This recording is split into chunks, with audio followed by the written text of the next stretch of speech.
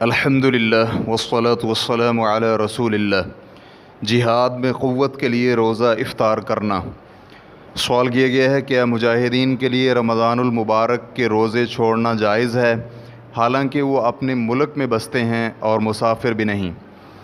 الجواب بعون الوہاب، جی ہاں، جہاد میں طاقت حاصل کرنے کے لیے مجاہدین کے لیے روزے ترک کرنا جائز ہے اگرچہ وہ اپنے ملک میں ہی ہوں، کیونکہ روزہ انہیں لڑائی میں کمزور اور دشمن کو گزند پہنچانے میں بھی کمزور کر دے گا۔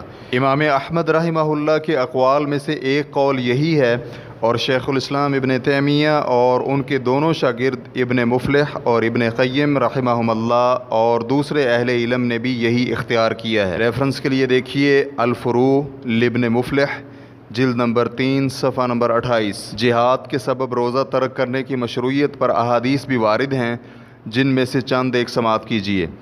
ابو سعید خدری رضی اللہ عنہ بیان کرتے ہیں کہ ہم نے فتح مکہ کے سال مکہ کی جانب سفر کیا تو ہم روزے سے تھے۔ ہم نے راستے میں ایک جگہ پڑاؤ کیا تو رسول اللہ صلی اللہ علیہ وآلہ وسلم فرمانے لگے، تم دشمن کے قریب پہنچ چکے ہو اور روزہ افطار کرنا تمہارے لیے زیادہ طاقت کا باعث ہوگا۔ تو ہمارے لیے یہ رخصت تھی، لہٰذا ہم میں سے کچھ نے روزہ رکھا اور کچھ نے روزہ چھوڑ دیا۔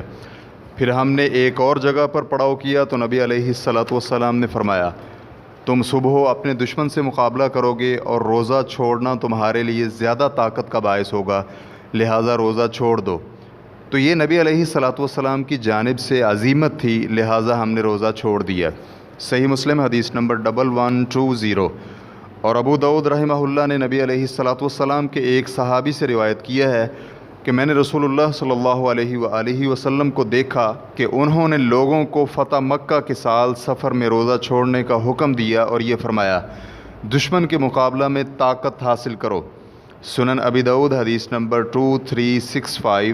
حافظ رحمہ اللہ التلخیص الحبیر میں کہتے ہیں کہ اسے امام حاکم اور ابن عبد البر نے صحیح کہا ہے۔ تو یہ دونوں حدیثیں لوگوں کے لیے روزہ چھوڑنے پر دلالت کرتی ہیں جو کہ سفر کی وجہ سے نہیں بلکہ جہاد میں دشمن کے مقابلہ میں قوت حاصل کرنے کے لیے ہے۔ معطا کی شرح المنتقی میں اس کی شرح کرتے ہوئے کہا گیا ہے، قولہ، دشمن کے مقابلہ کے لیے طاقت حاصل کرو، ان کے روزہ چھوڑنے کا یہی سبب تھا، اور اگر اس میں سفر کی علت ہوتی تو پھر نبی علیہ الصلاۃ والسلام دشمن کے مقابلہ کے لیے طاقت حاصل کرنے کی علت بیان نہ کرتے۔ اور مناوی رحمہ اللہ نے فیض القدیر میں کچھ اس طرح کہا ہے، مصبحو، یعنی تم صبح ان سے مقابلہ کرنے والے ہو، اور ایک روایت میں ہے تم دشمن کے قریب پہنچ چکے ہو۔ روزہ افطار کرنے کی علت دشمن کے قریب اور اس سے مقابلہ کرنے کی قوت حاصل کرنا ہے۔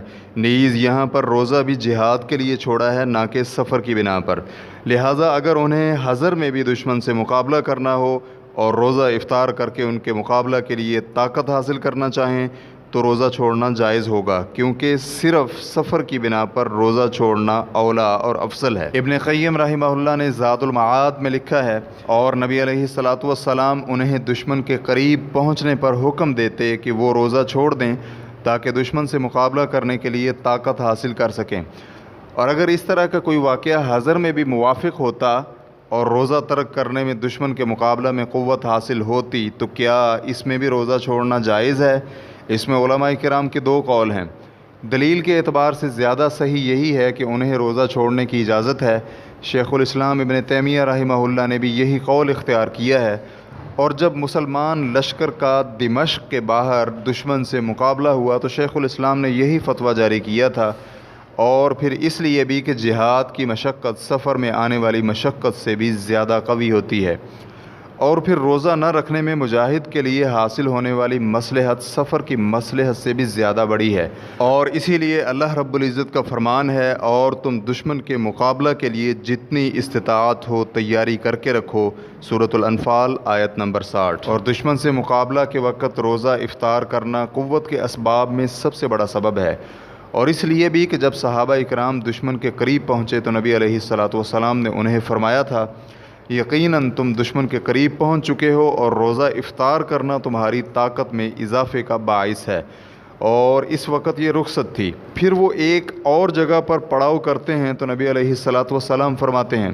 بلا شبہ تم صبح دشمن سے مقابلہ کرنے والے ہو، لہٰذا روزہ نہ رکھنا تمہارے لیے زیادہ طاقت کا باعث ہوگا، اس لیے روزہ نہ رکھنا تو نبی علیہ الصلوۃ والسلام کی جانب سے یہ عزیمت تھی، لہٰذا ہم نے روزہ چھوڑ دیا۔ لہٰذا نبی علیہ الصلوۃ والسلام نے دشمن کے قریب ہونے اور انہیں قوت و طاقت کے محتاج ہونے کی علت بیان کی کہ وہ دشمن سے مقابلہ کرنے والے ہیں، اس لیے روزہ نہ رکھیں۔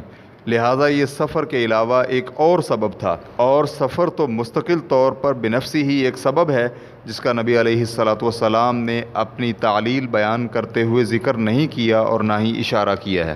خلاصہ کلام یہ ہوا کہ شارع علیہ السلام کی تنبیہ اور حکمت اس بات کا تقاضا کرتی ہے کہ جہاد کی وجہ سے روزہ نہ رکھنا صرف سفر کی وجہ سے روزہ چھوڑنے سے اولا اور افضل ہے۔ یہ کیسے نہ ہو؟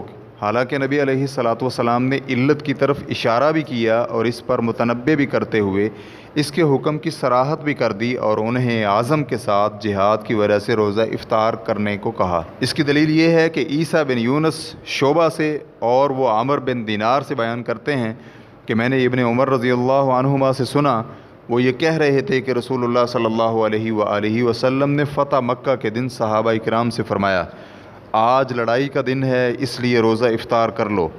یہاں پر روزہ نہ رکھنے کی علت لڑائی اور جہاد بیان فرمائی اور اس پر افطار کرنے کا حکم دیتے ہوئے فا کا استعمال کیا اور فرمایا فافطروا، یعنی لہٰذا افطار کرو، اور اس لفظ کے بولنے سے ہر ایک یہ سمجھ سکتا ہے کہ روزہ نہ رکھنا لڑائی اور دشمن کے مقابلہ کی وجہ سے تھا۔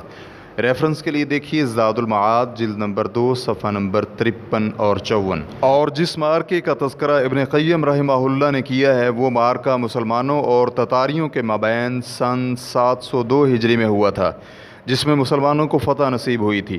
حافظ ابن کثیر رحمہ اللہ کہتے ہیں، اور ابن تیمیہ رحمہ اللہ نے لوگوں کو لڑائی کی مدت میں روزہ نہ رکھنے کا فتویٰ دیا اور خود بھی روزہ نہ رکھا، اور وہ خود فوجیوں اور امراء کے پاس جاتے اور وہاں اپنے ہاتھ میں پکڑی ہوئی چیز میں سے کھاتے رہے تاکہ انہیں یہ علم ہو جائے کہ لڑائی کے لیے طاقت حاصل کرنے کے لیے ان کا روزہ نہ رکھنا افضل اور اولا ہے، اور لوگ بھی کھانے لگے۔ ریفرنس کے لیے دیکھیے البدایہ والنہایہ جلد نمبر 14 صفحہ نمبر 31۔ واللہ تعالی اعلم۔